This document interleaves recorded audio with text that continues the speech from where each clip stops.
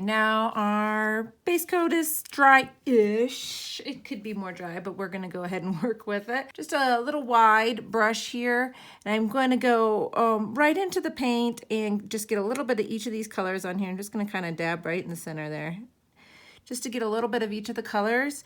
And I'm gonna base out the very bottom of this because that's all gonna be grass. And I'm just gonna lightly kind of pull up and then flip, pull up. I'm trying not to get a bunch of blue on my brush because we're gonna have all the grass come out of somewhere. Right now, once we've got the blue, it's pretty well dry. It might have a little bit. I'm just gonna get my brush a little bit wet over here, and we're gonna go right into our different colors. I'm gonna start with the darker side. And we're just gonna start pulling up green, almost like blades of grass, and we're gonna go up all the way. So just pull it straight up. And I'm starting with this darker color, and we're gonna work our way into the different shades and things like that.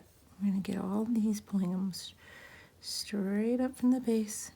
Try not to get a lump of paint, try to kind of spin it when you're picking it up.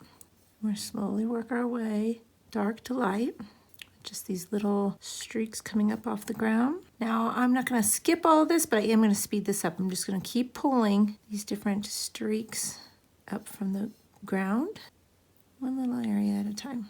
Once your greens had some time to dry, all I've got in here is just straight crimson red. I've got kind of a angled edged brush here. It's a shader, 1/4 inch.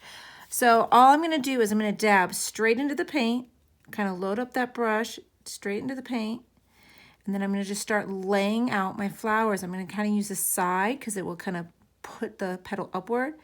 Just kind of press and press both ways. And then if you want to put one in the middle, because they kind of lay upwards, press, press, just like so.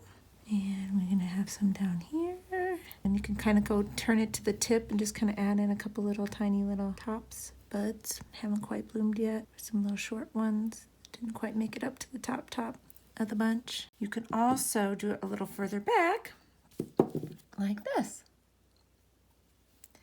Use all the same colors, same techniques. Sometimes when poppies show open, they do black in their center.